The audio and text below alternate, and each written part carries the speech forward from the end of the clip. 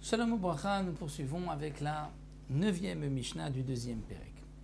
Arichaim shel pilpelim tmea mishum shlosha kelim. De quoi il s'agit? Nous savons qu'un ustensile peut devenir impur.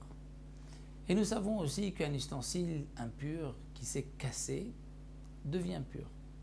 Lorsque nous avons un ustensile qui est composé de 3 parties et que ces parties se sont détachées, est-ce qu'on considère que le cli est cassé et donc l'impureté a disparu ou pas?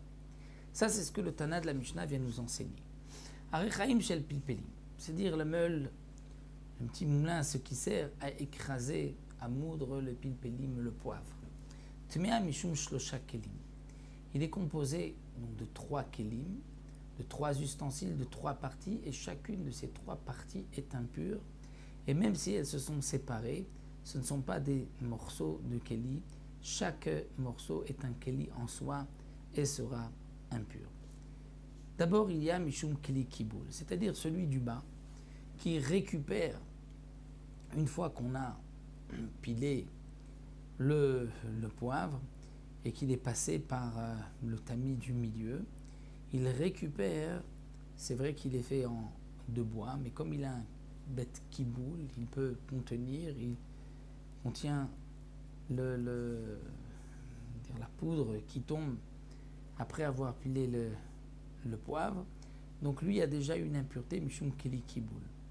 Ou mishum keli matechot, c'est-à-dire le keli, la partie qui est en haut, qui sert à moudre. C'est vrai qu'il n'y a pas de bête kiboul, c'est-à-dire ça ne contient rien. C'est un morceau de bois qui ne contient rien. Et donc normalement il n'y a pas d'impureté.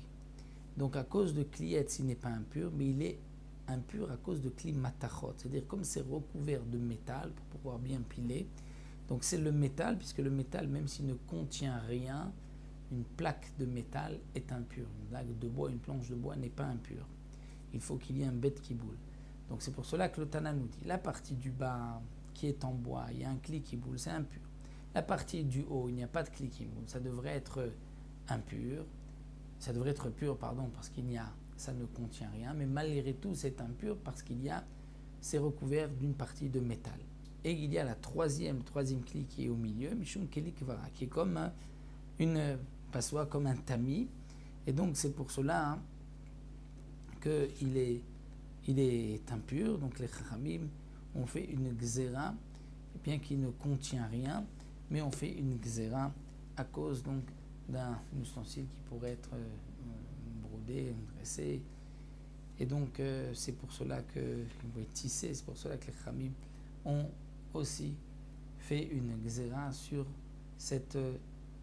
ce keli qui contourne donc le tamis qui est au milieu. Donc là la Mishnah, qui est un peu difficile, donc nous explique qu'il y a dans ce petit moulin, cet ustensile composé de 3 parties qui nous sert à moudre le poivre. Ce sont 3 parties qui ont chacune un statut de keli et resteront impures même une fois démontées. Il nous reste une dernière Mishnah, la Mishnah Yud, pour terminer le 2e Perek que nous verrons Bezrat Hashem la prochaine fois.